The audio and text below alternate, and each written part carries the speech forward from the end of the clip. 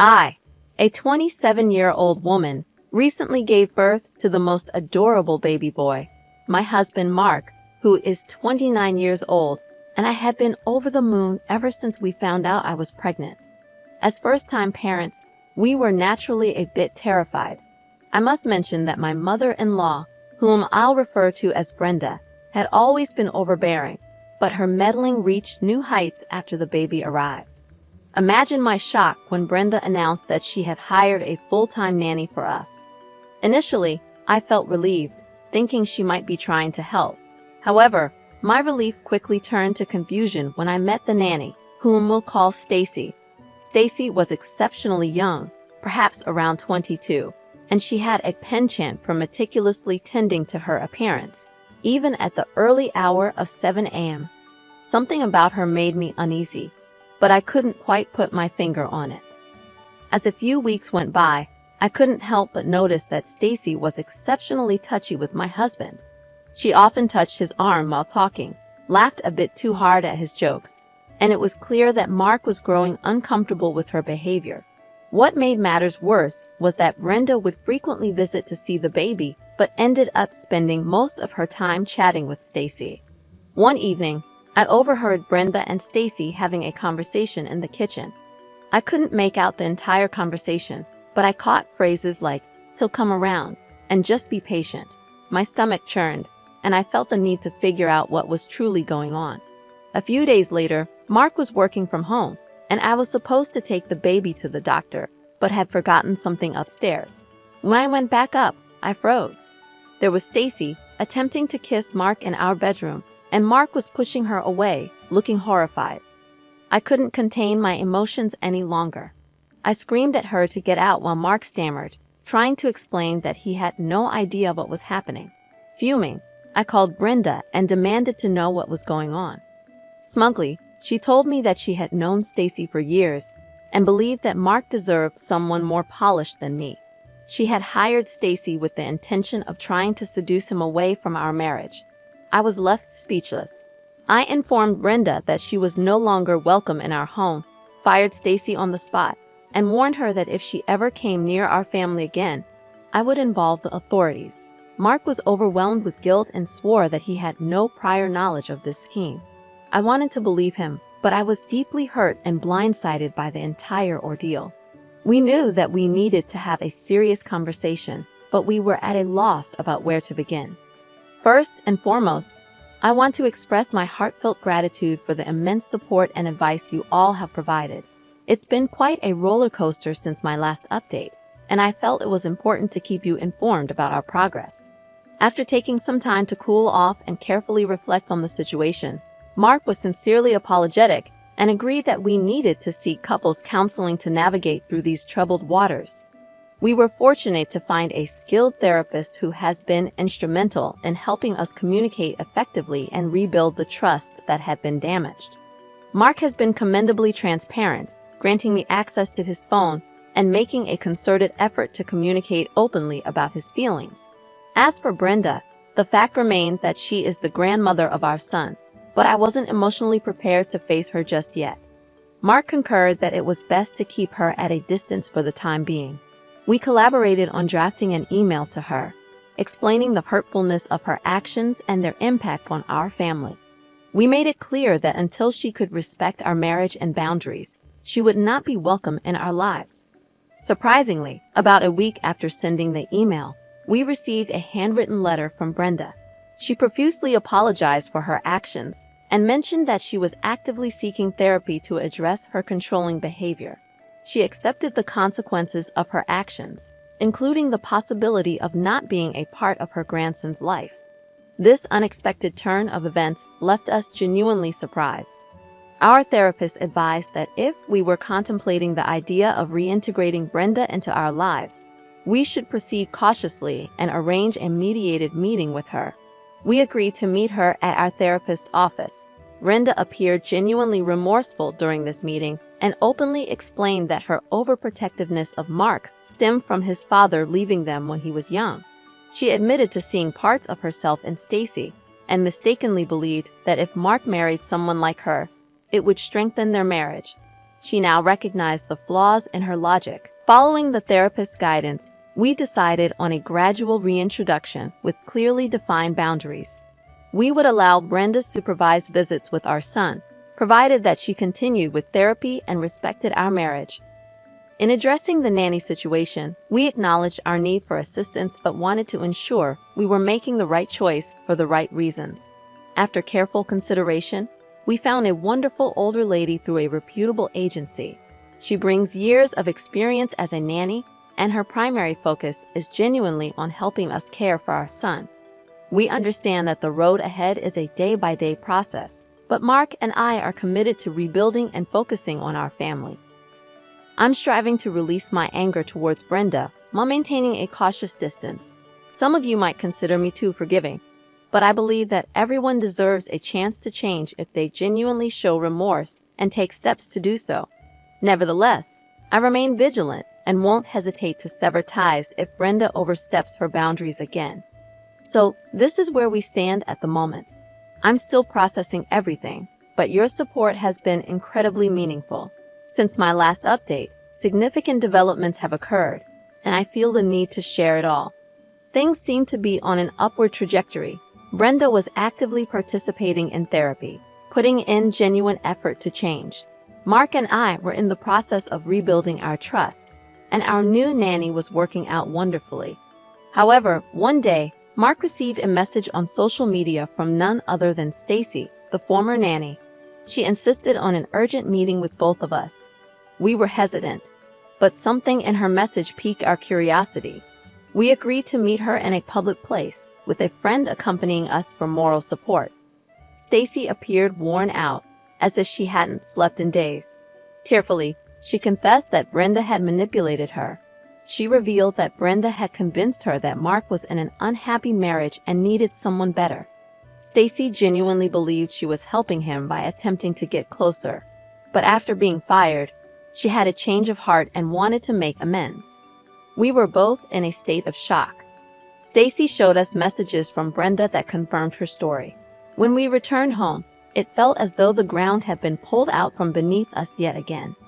Brenda had been deceiving us all along. I was consumed by anger, and we decided to confront her. We arranged to meet Brenda at our house, where I presented all the evidence we had against her. Initially, she tried to deny it, but eventually, she relented and admitted to manipulating Stacy. She claimed that she had changed since then, which I found incredibly audacious. I informed Brenda that she was no longer welcome in our lives or in her grandson's life. I asked her to leave and never contact us again. Mark was heartbroken, feeling as if he had lost his mother. I couldn't help but feel sorry for Mark, but I knew that protecting our family was my foremost priority. Consequently, we decided to seek legal counsel regarding Brenda. Our attorney recommended a restraining order due to her manipulative behavior, and we pursued it successfully. In the midst of all this chaos, Mark and I grew closer, recognizing the necessity of unity to safeguard our family's well-being. We began attending a family support group designed for individuals grappling with manipulative family members, and it proved to be a valuable source of guidance. Our primary focus is now on cultivating a safe and loving environment for our son, free from negativity and manipulation. As for Stacy, while we didn't envision a friendship with her, we appreciated her coming forward. We suggested that she seek counseling to understand how she had allowed herself to be manipulated. I'm proud of the progress we've made, but it's disheartening that we had to go through such a challenging journey. My family remains my top priority, and I'll always protect them. Now, it's been almost a year since my last update, and I never thought I'd post again. However, something remarkable happened, and I feel compelled to share it with you. After Brenda was out of our lives, Mark and I shifted our focus towards rebuilding and strengthening our family. Our son is growing rapidly and continues to be the light of our lives. Our new nanny has become an integral part of our family. One evening, Mark and I received an invitation to a family therapy session from Brenda, conveyed through her therapist. Naturally, we were initially skeptical, but after discussing it with our counselor, we decided to attend, just to see if there was any genuine change. In the session, Brenda was almost unrecognizable. She had lost weight, her voice was softer, and she appeared humbled. Her therapist began by noting Brenda's significant progress, and Brenda herself spoke, explaining that she had been participating in individual and group therapy, as well as joining a support group for grandparents. She expressed understanding if we never wanted her in our lives, but felt the need to apologize and convey her gratitude. She thanked us for revealing the depth of her manipulation and control, and acknowledged that therapy had opened her eyes to the fact that she had been trying to live vicariously through Mark due to her regrets. She had never truly allowed him to live his own life. Brenda offered a heartfelt apology to me for all the pain she had caused, saying she was genuinely sorry. I found myself in tears. I had never expected to hear those words, but it was Mark's response that took me by surprise the most. He thanked Brenda for her apology, told her he loved her, but also emphasized the need to protect his family. He suggested that maybe in the future they could have some form of a relationship, but it would never be what it once was. We left the session feeling emotionally drained yet somewhat lighter. Fast forward a few months, and our son began asking questions about his grandma. After some contemplation, we decided to allow Brenda to send letters to him, and this has been the extent of their relationship. I still maintain some reservations, but I don't want my son to grow up without knowing his grandmother, especially if she has genuinely changed. Mark and I are also actively working with other couples and families who have faced similar issues. We want to help others learn from our experiences. Last but not least, Mark and I renewed our vows, considering it a new beginning for us, and we celebrated with a small ceremony surrounded by close friends and family.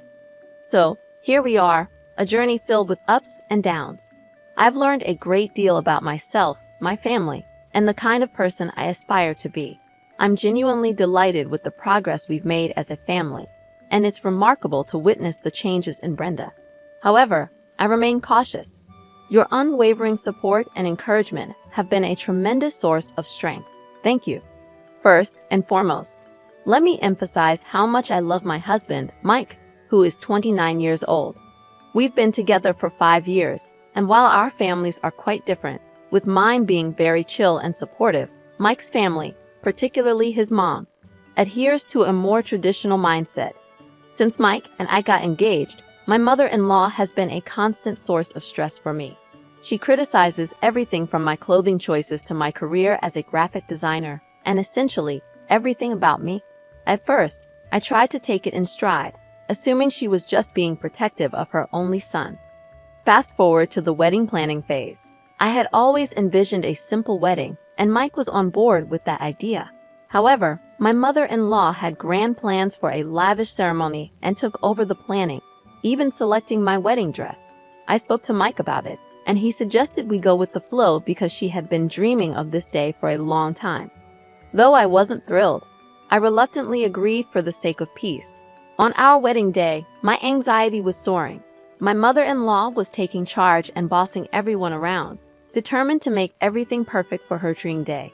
During the preparations, she came over to me and made a hurtful comment, suggesting that Mike could have married someone more traditional. My heart sank, and it was the breaking point.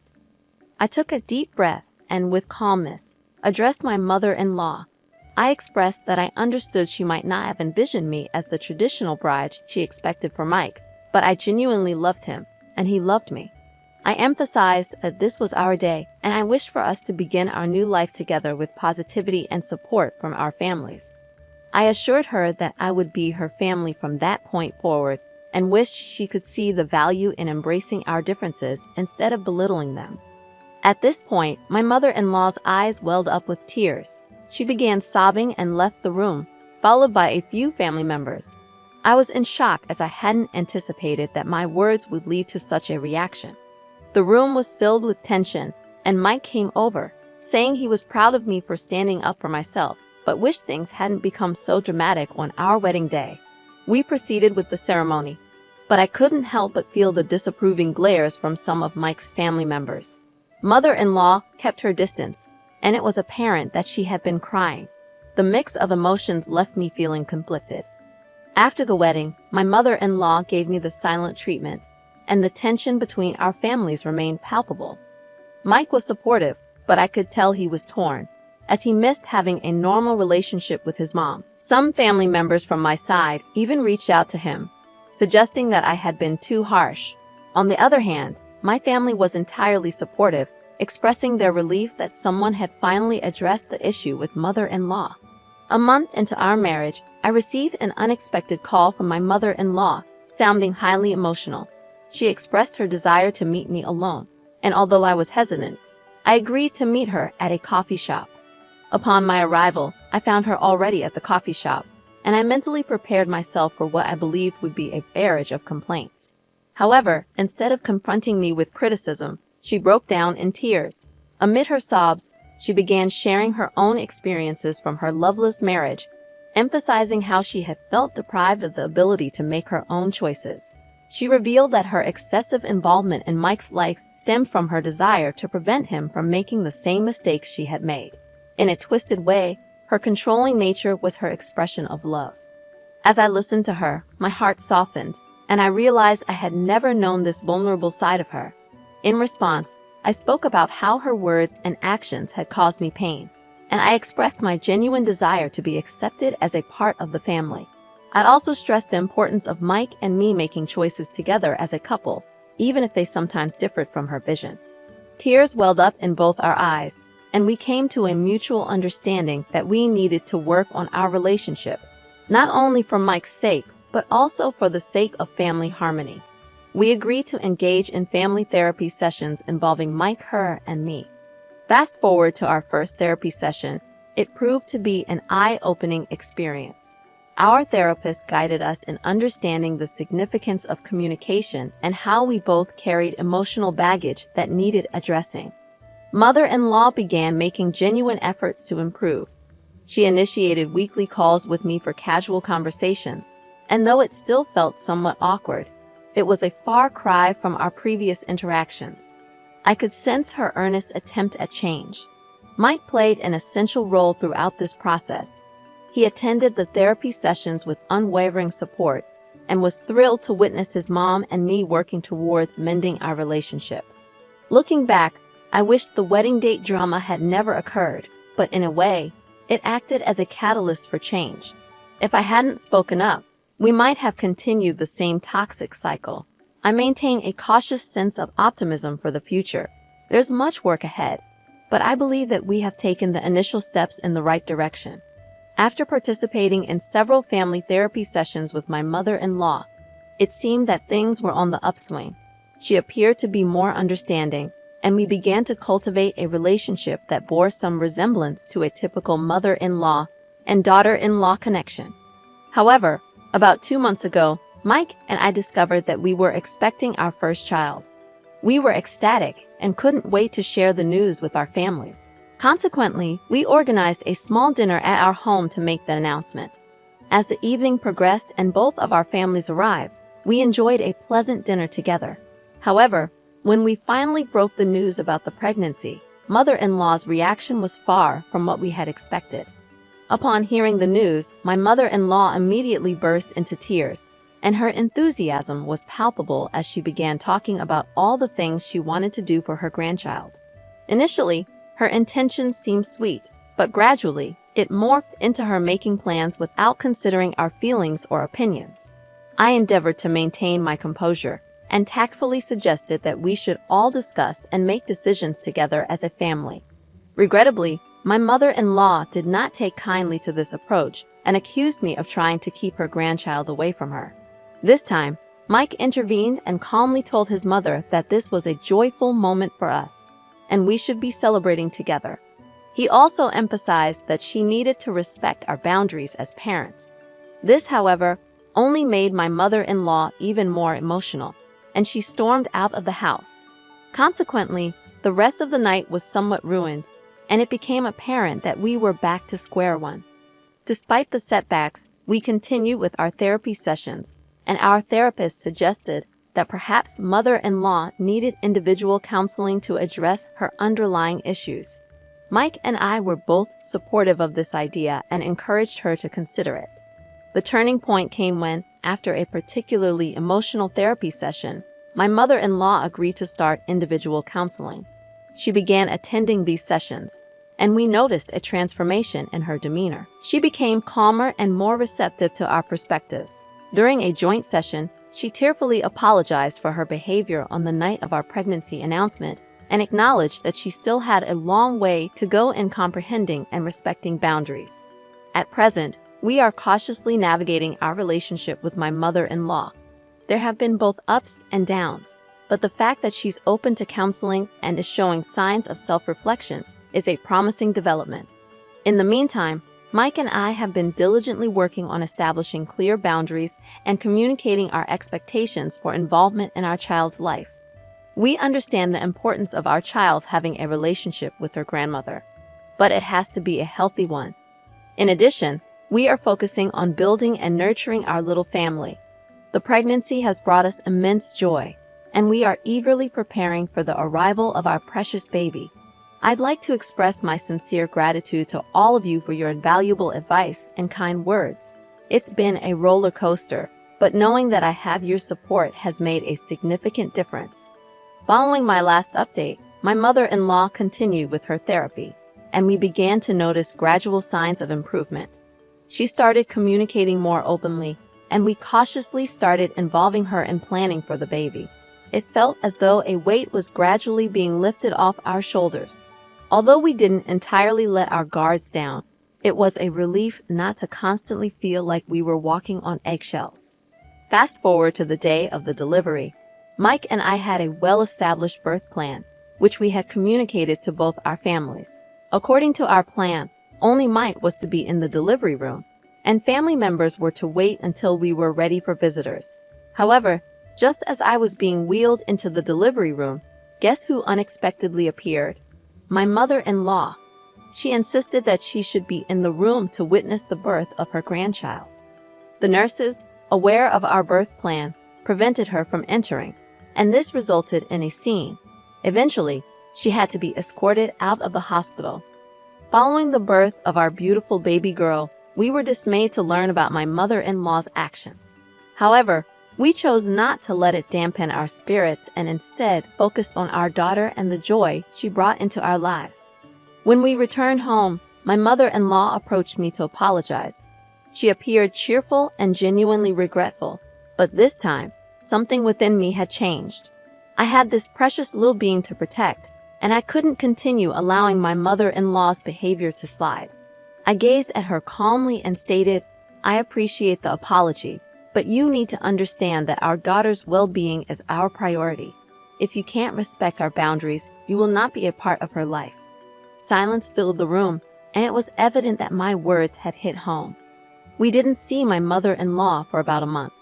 During this time, she continued her therapy and even joined a support group for grandparents, making a genuine effort to change.